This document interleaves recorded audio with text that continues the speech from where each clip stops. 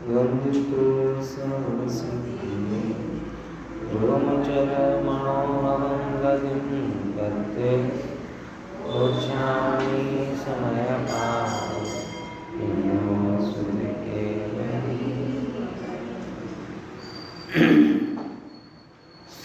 शनिवार के दिन एक बात चर्चा में थी कि दो प्रकार के मोर हैं। एक मोर जो बाहर है और एक मोर जो दर्पण में है। दर्पण में झलकने वाला मोर दर्पण का ही है, अन्य का नहीं बाहर। और बाहर में झलकने वाला मोर बाहर का ही है, दर्पण का नहीं। ऐसे जीव के जो परिणाम हैं वो जीव के ही हैं, अन्य के नहीं। और अन्य के जो परिणाम हैं वो अन्य के ही हैं, जीव के नहीं। ये नहीं, जीव के परिणाम जीव के और अन्य के परिणाम अन्य के। बराबर ना?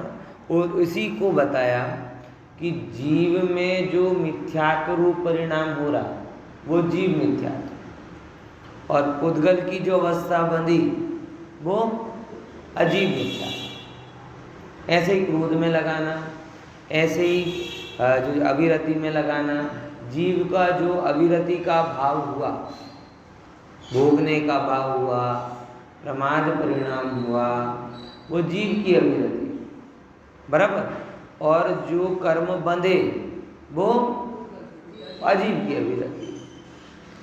ऐसे क्रोध में है, ऐसे अज्ञान में है, सब जगह इसी तरीके से जीव और अजीव के दो भेद होते हैं। देखो यहाँ पे बात है। बराबर? भावार्थ देखते हैं 87 नंबर की टीका पर। उद्गलना परमाणु मिला ना सबको? उद्गलना परमाणु पौद्गलिक मिथ्यात्वादि कर्म रूपे परिणमे छे। ठीक है? जैसे दर्पण के परमाणु अपनी स्वच्छता के कारण मोर के प्रतिबिंब रूप परिणमते है ना। रेत नहीं कर्म रूप परिणमती, आग वही आहार वर्गणा कर्म रूप नहीं परिणमती, भाषा वर्गणा कर्म रूप नहीं परिणमती। कौन सी वर्गणा कर्म रूप परिणमेगी? कारमाण वर्गणा। यानी उस कारमाण वर्गणा में एक विशेष प्रकार के सत्व होता है, जिस सत्व के कारण वो कर्म रूप परिणमती है। बराबर कहना है। हाँ, तो पुद्गलना परमाणु पौद्गलिक मिथ्यात्वादि कर्म रूपे परिणमे छे, ते कर्मनो विपाक थता तेमा जे मिथ्यात्वादि स्वाद उत्पन्न थाय। अब देखो, अब ये जब आपने क्या कहते हैं 8वां अध्याय पढ़ा होगा तब ये बात बहुत विस्तार से समझी थी कि जैसे ही कर्म का बंध होता है उसके अंदर अनुभाग पड़ जाता है। बराबर ना? हमेशा ये होता है। कोई भी वानगी बनेगी तो जैसे ही आप उन सब चीज़ों को इकट्ठा करेंगे अपने आप क्या हो जाएगी, उसमें कोई रस आ जाता है। रस मतलब टेस्ट, अच्छा वाला टेस्ट नहीं होता। हम जैसे बनाए तो बुरा वाला टेस्ट होगा लेकिन टेस्ट जरूर होगा। पॉइंट समझना है कि नहीं? जैसे ही वो बंद होता है, बंद होता है मतलब दो वस्तुओं का मिलना, तो जैसे ही वो बंद होता है उसके अंदर में अनुभाग पड़ जाता है। हाँ, स्वाद मतलब रस, फल देने की सामर्थ्य, उसे विपाक बोलते हैं, अनुभाग बोलते हैं, रस बोलते हैं, उदय फल देने की ताकत बोलते हैं। ये सब उसके पर्यायवाची। ठीक है ना? एक आध बोलो, कौन कौन से पर्यायवाची? विपाक, अनुभाग, रस, फल देने की सामर्थ्य। ठीक है ना? तो एમાં સ્વાદ ઉત્પન્ન થાય। તે મિથ્યાત્વાદી કેવો છે? અજીબ છે। अब गजब છે। अब थोड़ा विचारना, पुद्गल में जो फल देने की सामर्थ्य हुई वो पुद्गल की, और जीव जो फल ले रहा है वो जीव का। फिर से ख्याल में, जरूरी नहीं कि पुद्गल जो दे जीव वो ही फल ले। जीव के पास अपना विवेक है। जीव के पास क्या है? विवेक है। एक परिस्थिति क्रोध का कारण हो जाए और वही परिस्थिति वैराग्य का कारण बने। देखो एक सिंपल एग्जाम्पल लूँ, भरत बाहुबली का जो घटना घटी, उस घटना के बाद में जनरली इतिहास में क्या हुआ है?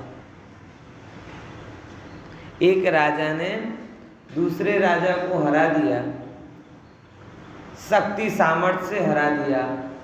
फिर क्या होता है?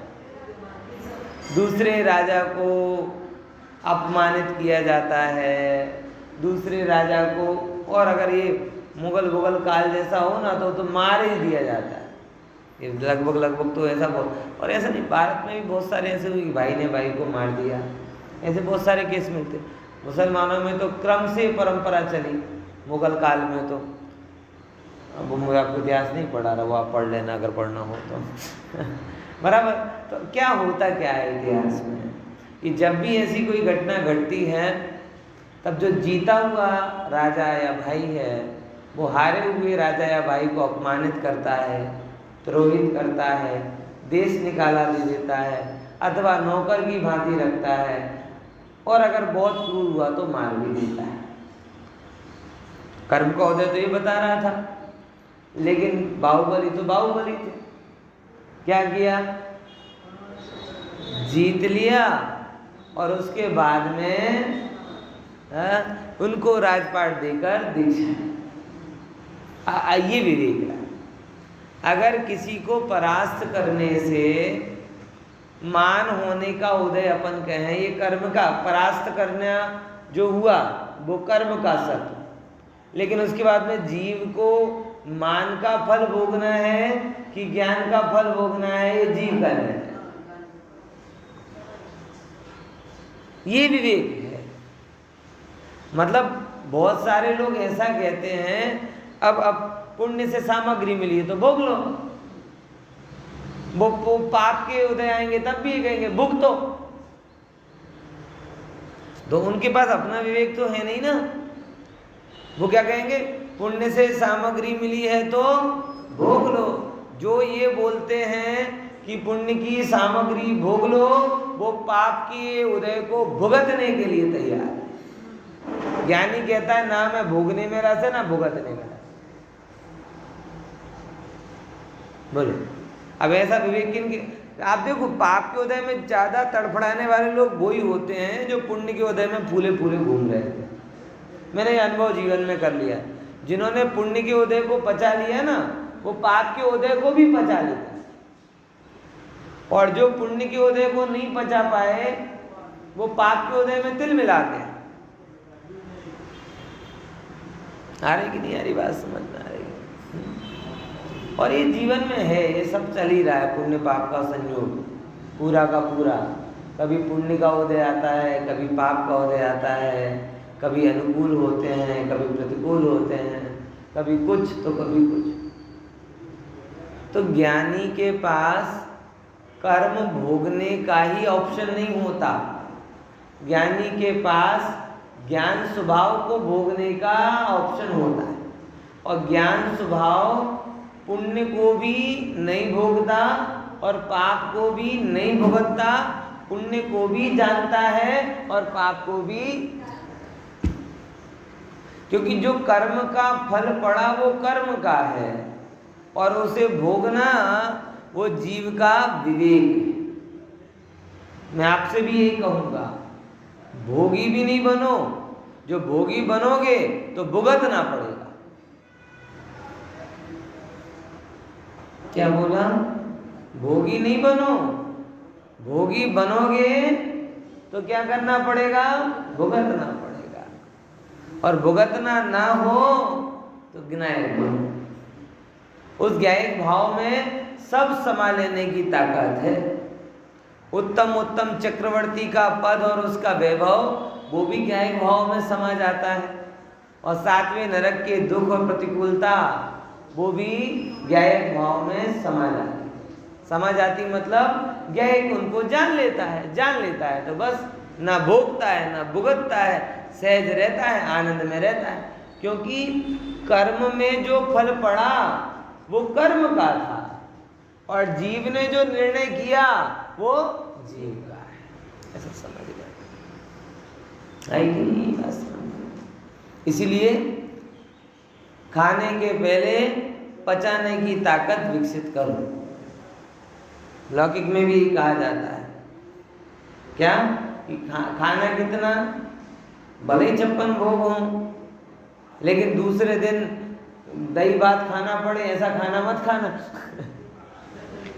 हमेशा ये कहा जाता है ना कि खाने के पहले क्या करो, पचाने की ताकत विकसित करो, और हो तो खा लो, नहीं तो फिर भाई अपने कहते ना, जब ये होटल में जाते हैं ना, तो मेरे जैसे कई ऑफिस में कई बार लोग जाते हैं, मैं तो जाता नहीं हूँ, तो जब ये सब लोग जाते हैं ना तो मैं हमेशा अनलिमिटेड में ही जाते हैं, तो हमेशा एक बात कहता हूँ कि भैया भोजन अनलिमिटेड है लेकिन पेट की लिमिट है, ध्यान रखना।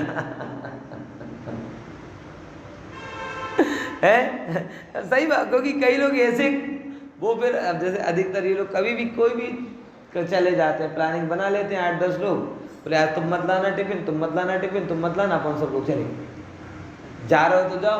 अब आगे ऐसे लुस्त पुस्त होके बैठते हैं ना काम में कि आधे घेन में होते ना आधे काम में होते हैं। तो यही हमेशा के जब तक कारण वगैरह का पाप करते हैं, अपनी भाषा में देखा जाए, कोई कारण नहीं तो भी चलो चलो चलो करते हैं, क्या करें, उनको वही आनंद दिखता है। तो हमेशा यही कहता हूँ सबकी तो भी मानते थोड़ी है, वो खाते हैं ऐसे, और फिर एकदम कुछ को तो पूरा भरोसा रहता है गड़बड़ होने वाली है, तो खाने के बाद में सोडा वोडा पी के ही आते। क्या करें, इंद्रियों की दुख की पीड़ा सही नहीं जाती, वो रोग की पीड़ा इंद्रिय की दुख की पीड़ा से कम लगती है,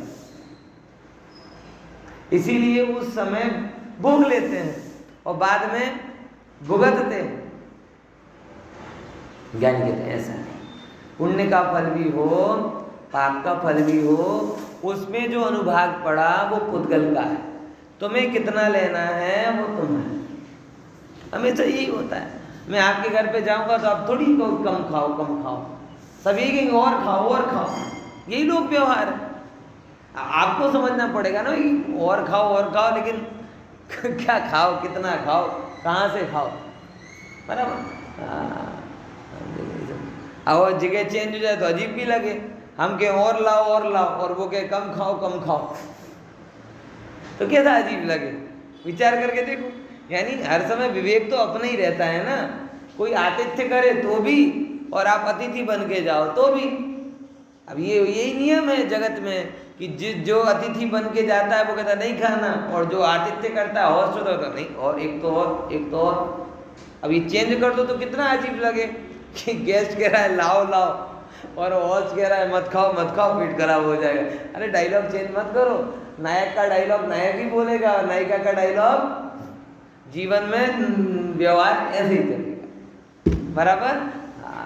समझना है कि नहीं है, इसका रोल वो करे, वो का रोल ये करे, ऐसा नहीं होता।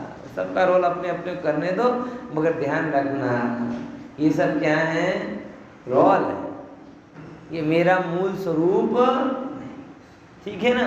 तो ज्ञानी पुण्य के फल को भोगता है कि अपनी ज्ञान की सामर्थ्य को भोगता है।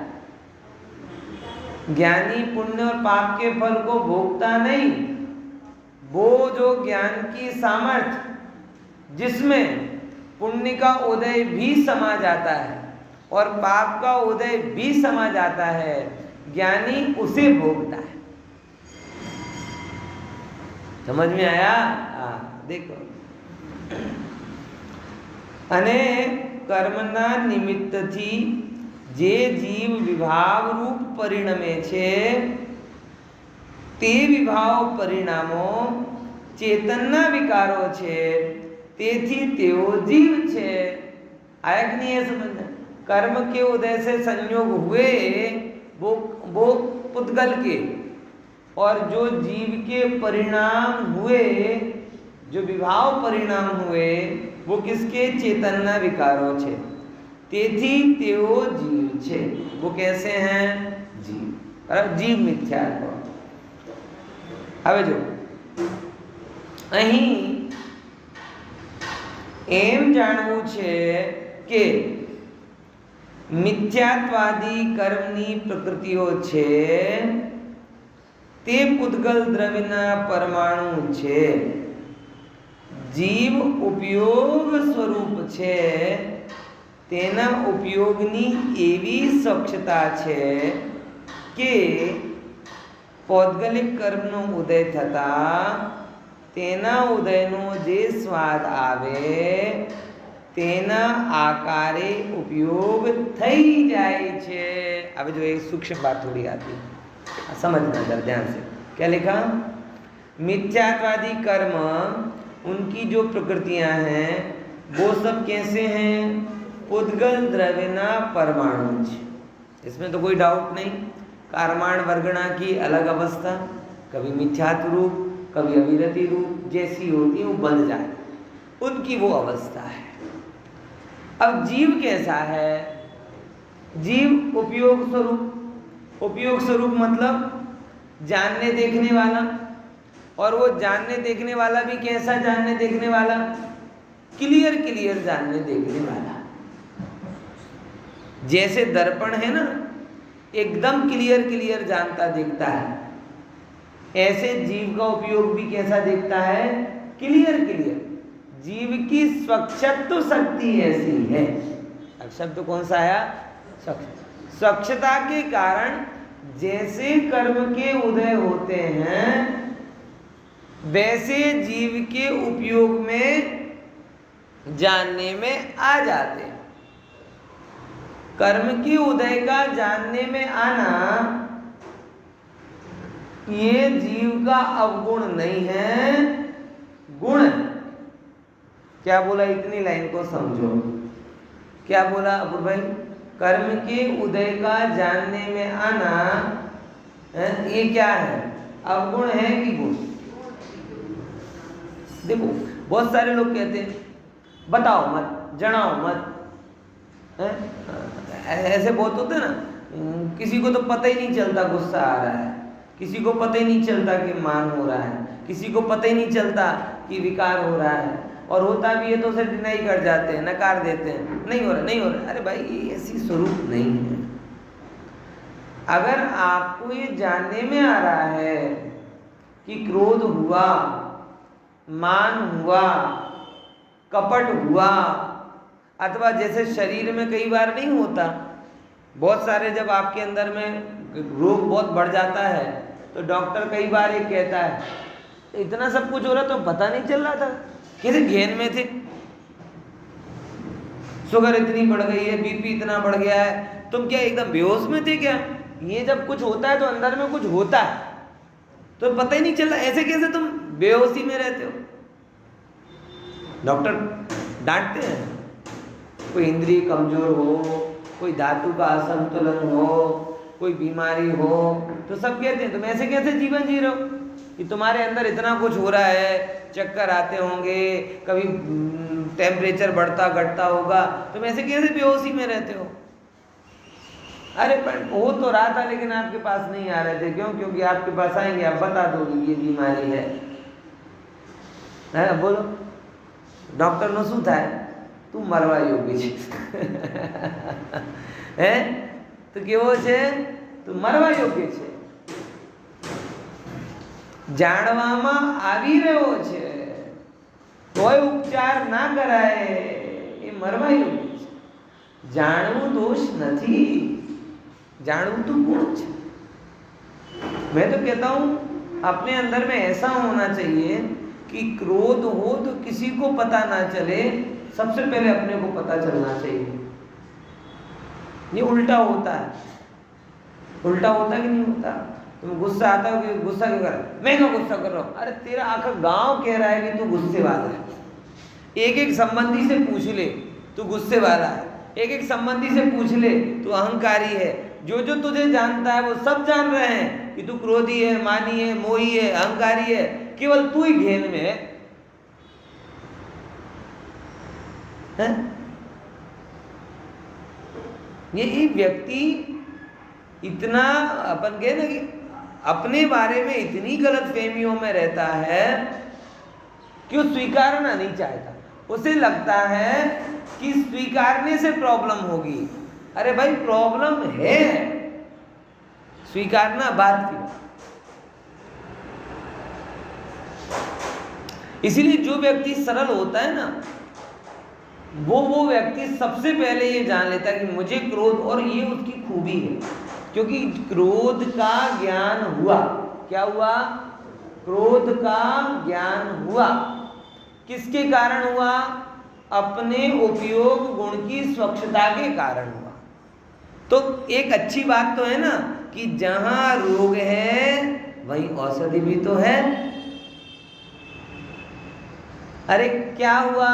क्रोध है, क्रोध, मगर क्रोध का क्या हुआ? ज्ञान। चल अब क्रोध भूल जा, अब क्या रहा? ज्ञान हुआ, ज्ञान हुआ, ज्ञान हुआ। जो क्रोध है वो बाहरी है, क्रोध है वो बाहरी। देखो ऐसे समझो, आपने कभी आइसक्रीम नहीं, आइसक्रीम का स्कूप होता है ना, स्कूप, आइसक्रीम का जो आकार होता है किसके जैसा होता है? स्कूप के जैसा। लेकिन वो स्कूप कैसा होता है? ऐसे दबाएगा तो वही की वही आकार वाली आइसक्रीम कहाँ जाएगी? आपके बाउल में आ जाएगी। अब जो स्कूप आइसक्रीम तो आइसक्रीम है, उसका आकार किसके कारण हुआ? कि एक तो उसकी सॉफ्टनेस के कारण, और निमित्त कारण कौन हुआ? वो स्कूप। तो उस स्कूप के कारण आइसक्रीम का वैसा आकार दिखा। तो स्कूप का होना अच्छा कि बुरा? अरे नहीं, स्कूप के कारण वो आकार वैसा दिखता। अरे वैसा दिखे, क्रोध भी वैसा ही है कि जो तुम्हें क्रोध दिख रहा है वो तेरे उपयोग की स्वच्छता के कारण दिख रहा है। लेकिन वो स्कूप को भूल जा, आइसक्रीम को खाना। ज्ञान के कारण आकार बना। किसका आकार बना? क्रोध का। बराबर। ज्ञान के कारण आकार जानने में आया, क्रोध का, मान का, माया का, लोभ का। अब दिक्कत ये है कि वहीं पे आइसक्रीम भी पड़ी है और हम स्कूप के पीछे पड़े। वो स्कूप तो चला गया, अरे वो आकार चला गया। अरे आकार जाने देना, वो बन गया जो बन गया। अभी क्या है? आइसक्रीम है, खा। वैसे ही क्रोध आया, मान आया, ये आया, कर्म के पीछे पड़ा है। अरे वो तो चला गया, अभी क्या है? ज्ञान है ना, खा। जहां क्रोध है उस क्रोध को जानने वाला क्रोध नहीं, उस क्रोध को जानने वाला ज्ञान है। और वो ज्ञान क्रोध नहीं है, बल्कि ज्ञान क्रोध का अभाव करने वाला। आई कि नहीं? यही बात समझे? फिर क्या बोला? जहां मान है वहां ज्ञान नहीं है। वहां ज्ञान भी है, लेकिन वो ज्ञान मान नहीं, वो ज्ञान मान का अभाव करने वाला। लगाओ, सब में लगाओ। जहां माया है वहां ज्ञान भी है, लेकिन वो ज्ञान माया का अभाव करने वाला। काम में लगाओ, लोभ में लगाओ, आकुलता में लगाओ, रोग में लगाओ, जो भी घाती अघाती कर्म के कारण होने वाले उदय हैं, सब में ये लगाओ। बराबर। तो ये सब जानने में क्यों आए? कर्म में तो जड़ता है, कर्म में तो जानने नहीं आते, तो क्यों आए जानने में? बोले उस समय ज्ञान हाजिर। और ये ज्ञान की खूबी है कि उसको जान लेता है। ये आप बोलो ना, उपयोग की निर्मलता है। अब दिक्कत ये है कि जिस समय उपयोग निर्मलता के कारण कर्म के उदय में होने वाले संयोग वियोग या रागादि भावों को दिखा रहा है। फिर से क्या बोला? जब उपयोग या ज्ञान किसके कारण? अपनी निर्मलता के कारण क्या दिखा रहा है? अघाती के कारण संयोग वियोग दिखा रहा, और घाती के कारण होने वाले क्रोधादि भाव दिखा रहा। उस समय ज्ञान तो क्या है? हाजिर ही है ना। अब वो आए क्यों? क्योंकि ज्ञान का स्वभाव ऐसा है। अब हमें प्रॉब्लम लगती है ज्ञान से, जबकि ज्ञान तो औषधि है। जानोगे तभी तो समाधान करोगे। अरे जानोगे तो समाधान करोगे तो दूसरी बात हुई, यहां तो जानना ही समाधान है कि नहीं है? ये तो डॉक्टर बोलते कि आज रोग पता चलेगा तो कल इलाज होगा। ज्ञानी कह रहे वेद ज्ञान के द्वारा अगर अपने आप को ज्ञान स्वभावी मान लिया तो इलाज तो हो ही गया। गहरी बात है, शांति से समझना। भाई ख्याल में आ रहा है ना वीरेंद्र भाई? समझ रहे ना सब? बहुत गहरी बात। डॉक्टर क्या बोलते हैं? आप रिपोर्ट कराने जाओगे तो आज जानोगे तो कलम दबा देंगे, लेकिन आचार्य क्या बोल रहे हैं? ज्ञान से बड़ी और कोई दवाई नहीं, ज्ञान ही औषधि। कल ही लिया था ना, ज्ञान समान नान जगत मां सुख को कारण, ई परमामृत जन्म जरा मृत्यु रोग कारण। ज्ञान से औषधि मिलेगी ऐसा डॉक्टर कहते हैं। आचार्य जो परम वैद्य हैं वो कहते हैं ज्ञान ही औषधि है। क्या है औषधि? जिसने वेद ज्ञान के बल से ये जान लिया कि जो कर्म का उदय है वो कर्म में है, जीव में नहीं। तो जीव में क्या आया? बोले जीव में स्वच्छता के कारण, ज्ञान की निर्मलता के कारण आकार पड़ा। तो जीव में तो जीव का ज्ञानाकार ही आया। जीव में क्या आया? जीव का ज्ञानाकार ही आया। और जिसने अपने आप को ज्ञानाकार रूप मान लिया उसे तो कर्म का उदय है कहाँ? वो तो ज्ञान में ही है। बोलो ऐसे कई बार होते हैं कि एक बार श्रीमद जी से किसी ने उलझाने के लिए प्रश्न पूछा विवाद के लिए, अजय ने, कि श्री कृष्ण जी कहाँ पर? श्री कृष्ण जी कहाँ पर? अब उसके उत्तर बड़ा खतरनाक था। पूछने वाला कौन? अजैन था। और अगर एक्चुअल एड्रेस बता देते तो झगड़ा होता, बवाल होता। तो उन्होंने बड़ा शानदार उत्तर दिया कि वो तो आत्मा में है। बराबर ख्याल में कि अगर उनका एक्चुअल एड्रेस बता देते, अरे इतने बड़े ज्ञानी और उनको नरक पहुंचा दिया ना, फलाना कर दिया ना, ये कर दिया ना, वो कर दिया। नहीं, तुम संयोग से देख क्यों रहे हो? संयोग से कहाँ देख रहे हो? तो वो है ही नहीं वहां पर। वो तो कहाँ है? आत्मा में। सैनिक राजा कहाँ पर है? आत्मा में। जितने भी ज्ञानी हैं नरक में, अभी वो नरक में है कि आत्मा में है? आत्मा में। तुम ज्ञेयाकार रूप से देखोगे तुम्हें दिखाई देगा 7वां नरक, 3रा नरक, पहला नरक। और तुम ज्ञानाकार रूप से दिखाई दोगे तो वो ज्ञानी तो कह रहा है कि देखो ये सब 7वें नरक का कर्म का उदय मेरे उपयोग की स्वच्छता के कारण दिखाई दे रहा है। ये मेरे में, मैं बाहर से जाऊं तो ये भीतर आए ना, मैं बाहर जाता ही नहीं तो ये भीतर आए कहां से? है? होता है ना ये कोपरेल का तेल होता है, वो डब्बी होती है, पूस के महीने में एकदम जम गया हो, बराबर। अब जम गया हो तो तुम उसमें और कुछ डाल दो तो क्या होगा? वो सब बाहर चला जाएगा। क्यों?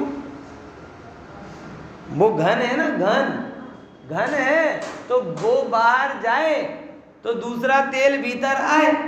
और वो जब तक सघन रहेगा दूसरा तेल कहाँ से भीतर आएगा है?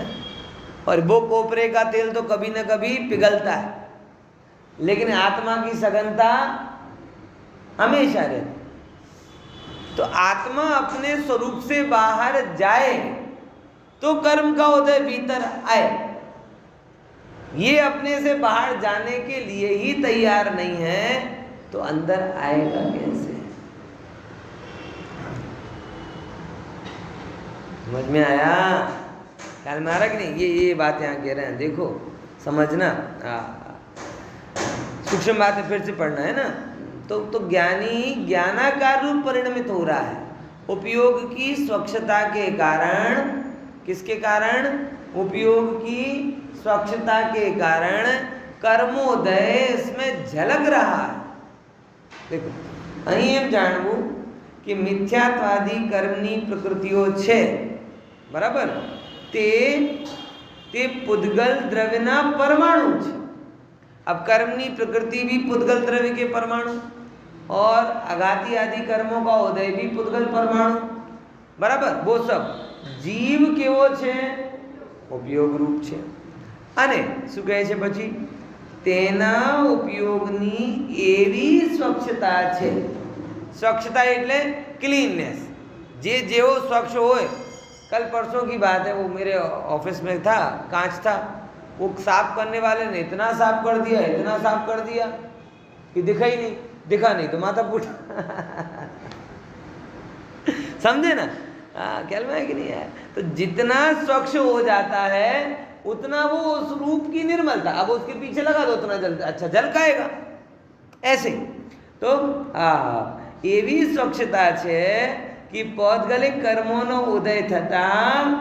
अब जो पुद्गलिक कर्मों का उदय होते हुए तेना उदयनो जे स्वाद आवे, जो अब इसको दो चीजें, आघाती का स्वाद संयोग रूप होता और घाती का स्वाद संयोगी भाव रूप।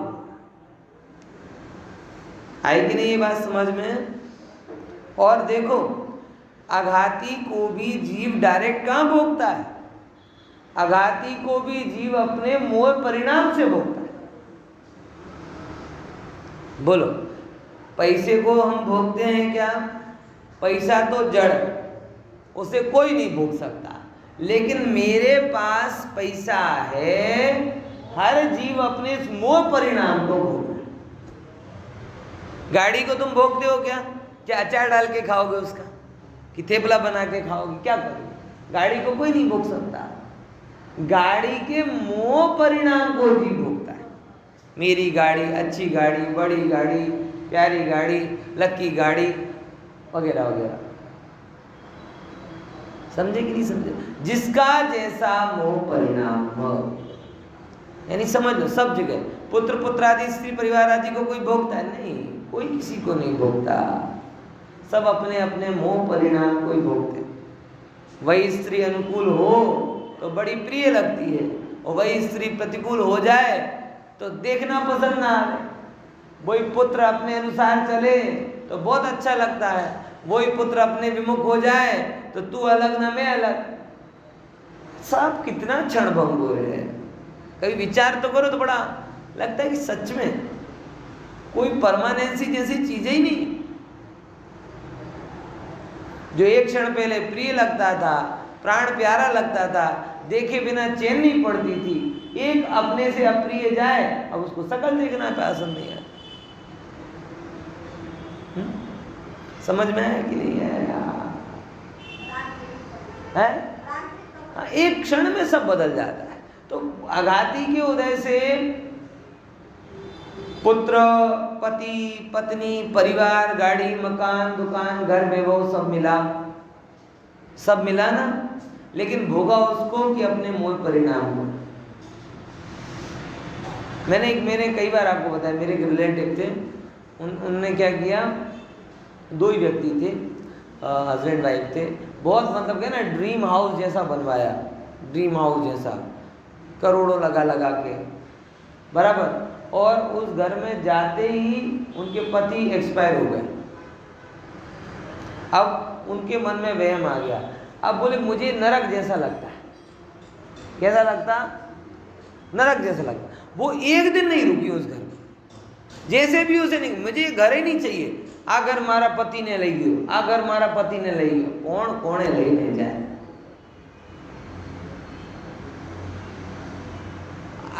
करोड़ों का बना, बोले जितने पैसे आ रहे तो आए, नहीं तो आग लगा दो, ऐसे ऐसे परिणाम आए, मुझे चाहिए ही। मन में एक बात बैठ गई, कौन सी? घर ले गयो, घर ले गयो, घर। अरे प्रभु, घर कोई ने लईने ना जाए, आयु कर्म पूरो थई जाए, संयोगनी लिमिट आवी जाए तो जो तरह गमे जाती जाए। पण ऐसे जो जीव पता तत्व ज्ञानी नहीं है ना, वो ऐसे भयंकर अज्ञान में पड़े, ऐसे भयंकर अज्ञान में पड़े, कहीं पे भी कुछ भी मान के बैठ जाए। समझ में आया?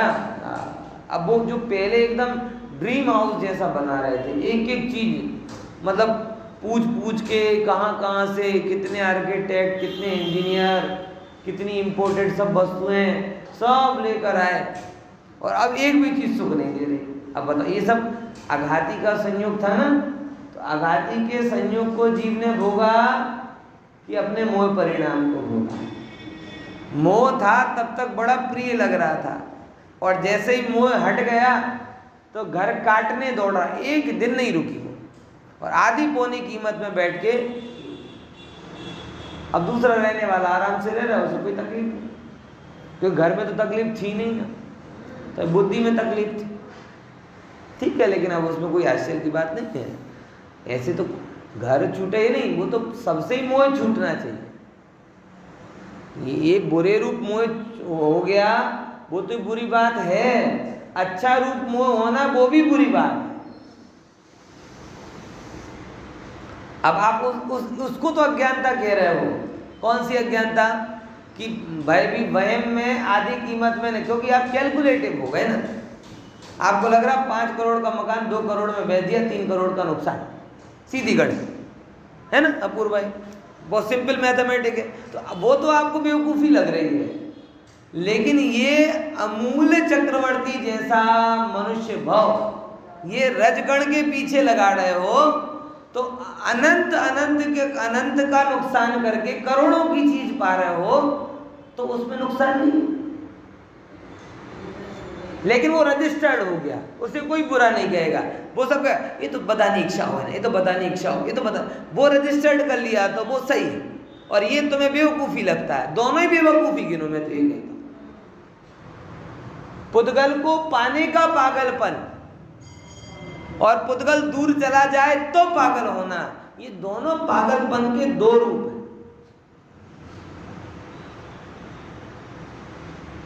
समझ लो, सारा जगत अगर आपके एम्बिशन और विशन और भोग वासनाओं को अगर वो सपोर्ट करता है, इसका ये मतलब नहीं मान लेना कि वो सही है, क्योंकि जगत में व्यवहार हो गया, सब ऐसा ही है। आप जीवन में आध्यात्मिक उपलब्धि करो, किसी को कोई मतलब नहीं है। घर के आगे गाड़ी खड़ी कर दो, कांग्रेचुलेशन। बड़ा मकान ले लो, कांग्रेचुलेशन। बराबर, पुत्र पुत्री पत्नी आदि हो जाए, सब जगह जगत को भौतिक उपलब्धि का प्रबल आकर्षण है, उसमें कोई उनका दोष भी नहीं कहता। वो जिस भूमि पर खड़े हैं उन्हें वो ही दिखाई देगा, उनमें कोई, हम भी तो वैसे ही थे ना।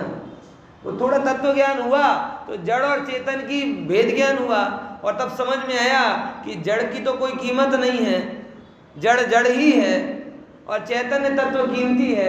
अब जब तक लोग इस बात को स्वीकार नहीं करेंगे, तब तक जड़ता का लोभी जड़ता में पड़ा रहेगा। इसमें कोई आश्चर्य नहीं है। पहले थोड़ा अप्रिय भी लगता था कि ऐसा क्यों करते हैं, अब जैसे जैसे समझ आ गई ना, तब तक ये समझ में भी आ गया कि भाई ऐसा ही होता है। उनमें उनका दोष नहीं, वो जिस भूमि पर खड़े हैं उस भूमि पर उन्हें वो ही दिखेगा।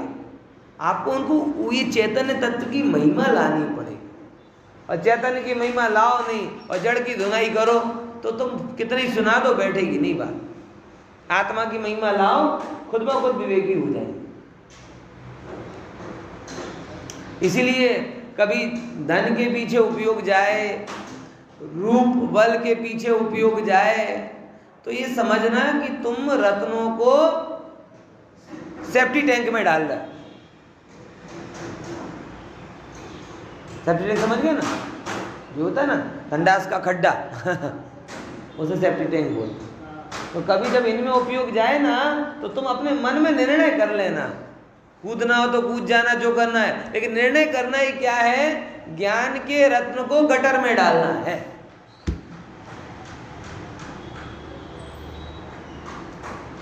ज्ञान ने अपनी स्वच्छता से उसे बताया था। क्या किया था? ज्ञान ने किससे? अपनी स्वच्छता से उस कर्म के उदय को बताया था कि देख ये संयोग आया, ये संयोग गया। ये ज्ञान ने अपना काम पूरी ईमानदारी से किया और उसके कारण होने वाले रागादि भावों को भी ज्ञान ने बताया था। मुझे क्रोध हुआ तो क्रोध में तो ज्ञान है नहीं ना, लेकिन क्रोध हुआ ये मुझे पता चला, तो ये पता चलाने वाला कौन? ज्ञान। ताव आता है, ताव, तो थर्मामीटर क्या करता है? बता देता है थर्मामीटर खराब, तोड़ दो इसको। अरे वो तो अपने पारद शक्ति के कारण उस ताप को बताया। ऐसे प्रभु ज्ञान अपनी निर्मल शक्ति के कारण तेरी कषायों के ताप को बता रहा है। और जहां कषाय हैं वहीं क्या है? ज्ञान है। लेकिन ज्ञान कषाय नहीं, और बल्कि रिवर्स, उस कषाय का अभाव करने वाला भी कौन है? ज्ञान। ये समझना, तू ज्ञान में ही है। कहाँ है? और जब जो अपने आप को ज्ञानमयी मान लेता है, वो कर्मों में बनता नहीं है। बनता है तो उसका वजन नहीं होता कर्मों का, अपने आप बहुत हल्के फुल्के कर्म बनते हैं। बराबर? हम देखेंगे जैसे जिसको अपना खजाना पता हो कि मेरा खजाना यहाँ छिपा हुआ है, बराबर, और रिक्शा वाला 10 रुपये ज़्यादा लेकर चला जाए, सब्जी वाला 5 रुपये ज़्यादा लेकर चला जाए, तो परिणाम बिगाड़ेगा क्या?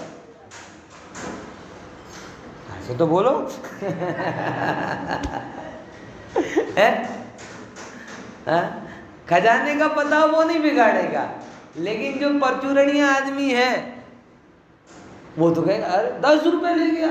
10 रुपये तेरे खजाने का कितना अंश है? 5 रुपये तेरे खजाने का कितना अंश है? जिसको हाँ एक बार बोलेगा भाई दे दो, कम कर दो, अब नहीं कर रहा तो झगड़ेगा थोड़ी, ठीक है जवा दो, શું કરીએ આપણે કહીએ ને કોણ અમીર થઈ ગયો 10 રૂપિયામાં, તમે કરોડપતિ है, બધાને ખબર છે બધી, તોય બાફે છે। બધાને ખબર છે, આમ ઘણી વખત વાત કરે ને 10 રૂપિયામાં કોણ કરોડપતિ થઈ જવાનો છે, પેલો કે 10 રૂપિયામાં ક્યાં તમે આમ બધું તમારો જતો રહેવાનો છે, તોય 10 10 10 10 5 10 5 10 5 10 કરતા કરતા જીવન નીકળી જાય કે નહીં નીકળે? हैं? समझे कि नहीं समझे? ये खजाने की खबर नहीं है भाई। अब जिसको खबर हो परिणाम बिगाड़ेगा नहीं, और बिगाड़ेगा भी तो कितने, ठीक है कोई बात नहीं। ऐसे जिसे ज्ञान निधि की पता है वो संयोग वियोग से बिगड़ता नहीं है, और बिगड़ता है ठीक है, हो गया बस, ठीक है, मेरा क्या गया, मेरा कौन सा हिस्सा चला गया, ऐसा ठीक। हाँ, पौद्गलिक कर्मનો ઉદય થતા તેના ઉદયનો જે સ્વાદ આવે તેના આકારે ઉપયોગ થઈ જાય છે। હવે જો અજ્ઞાનીને અજ્ઞાનને લીધે खबर पड़ी, ज्ञानी को तो पता है कि मेरा खजाना मेरे पास है, और अज्ञानी को पता ही नहीं, उसे सब ये लग रहा है कि मेरे खजाने को डोनेट करने वाले सब हैं, इसलिए चिंदी चिंदी चिंदी के पीछे भागता है, चवन्नी चवन्नी के पीछे भागता है, क्योंकि उसे लगता है ये बूंद बूंद से घड़ा भरना है, और ज्ञानी कहता है मेरा घड़ा तो भरा हुआ है, मैं भरने क्यों जाऊं। दो अप्रोच है ना, एक कौन सी अप्रोच अपनी, बूंद बूंद से घड़ा भरना है।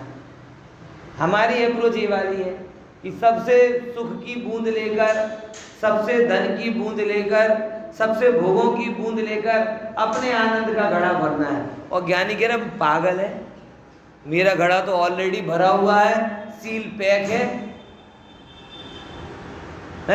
वो घड़ा घड़ा है ही नहीं, वो तो 12 मासी कुआं है। कैसा कुआं है कि उसमें जितना भी निकालो उसमें पानी आ ही जाता है। तो जिसने अपने आप को आनंद से भरा पूरा माना है वो बाहर क्यों जाएगा? भाई तुझे ले जाना है आनंद, ले जा, मेरा घड़ा तो भरा हुआ है।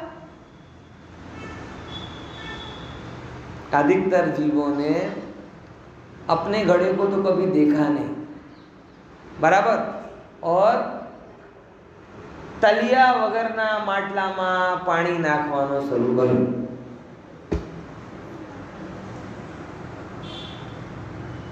कौन सा है માટલા?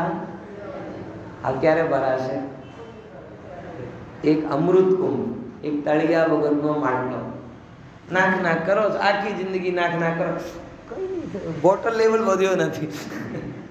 વોટર લેવલ વધ્યો, વધે ક્યાંથી ભલા માણસ? તલો હોય તો વધે ને।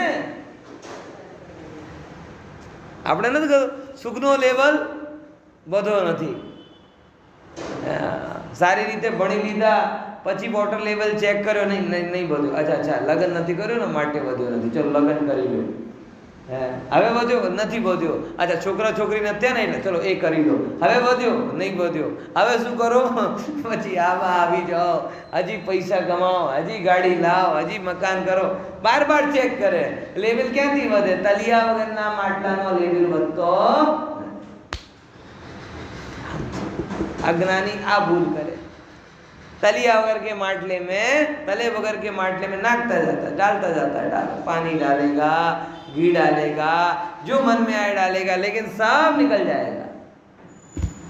और ज्ञानी देख रहा है कि मेरा घड़ा खाली हो तो मैं भरने जाऊं, लेकिन मेरा घड़ा तो 12 मासी कुआं है, जिसके अंदर से सुख निकलता ही जाता है, निकलता ही जाता है। अच्छा वो देखता नहीं और इस देख को चल रहा है। अब कहता है मैं दुखी। क्यों दुखी? भेद ज्ञान की कमी के कारण दुखी। इसके कारण दुखी है अज्ञानी ने, अज्ञान ने લીધે તે સ્વાદનું ને ઉપયોગનું ભેદ જ્ઞાન નથી। ઉપયોગ છે છલોછલ ભરેલો આનંદથી, અને એને એ સ્વાદ છે કર્મનો, એને ભેદ જ્ઞાન નથી। તેથી તે સ્વાદને જ શું માને? પોતાનો ભાવ જાણ। જો સમજે ને, જ્યાં સ્વાદ છે એટલે કર્મનો સ્વાદ એટલે ક્રોધ માન માયા લોભ આદિ રૂપ પરિણામ, ત્યાં જ જ્ઞાન છે, જ્ઞાન જાણે છે, પણ એ જ્ઞાનને ભૂલી જાય અને સ્વાદને પોતાનો। હા એ એક્સરસાઇઝ છે। જ્યારે ક્રોધ આવે, માન આવે, કામ આવે, ભોગ આવે, કોઈ પણ પરિણામ આવે, જ્ઞાન હાજર કરો कि हूँ ज्ञानथी क्रोधने जाणुं छुं। धीमे धीमे क्रोधનું ક્રોધત્વ જતો રહેશે, જ્ઞાનનો જ્ઞાયકત્વ વધશે। અને જેમ જ્ઞાયક દ્રષ્ટિમાં આવ્યો, કોણ ક્રોધ? હું તો ઓળખતો જ નથી। હા, જ્યારે તેમનું ભેદ જ્ઞાન થાય, અર્થાત જીવ ભાવને જીવ જાણે અને અજીવ ભાવને અજીવ જાણે, ત્યારે મિથ્યાત્વનો અભાવ થઈને जीव को जीव जान लेगा कि मैं तो ज्ञानाकार रूप परिणमता हूँ, बाकी सब पौद्गलिक हैं, उनको अजीब जान लेगा तो अपने आप मिथ्यात्व का भाव हो जाएगा। बराबर?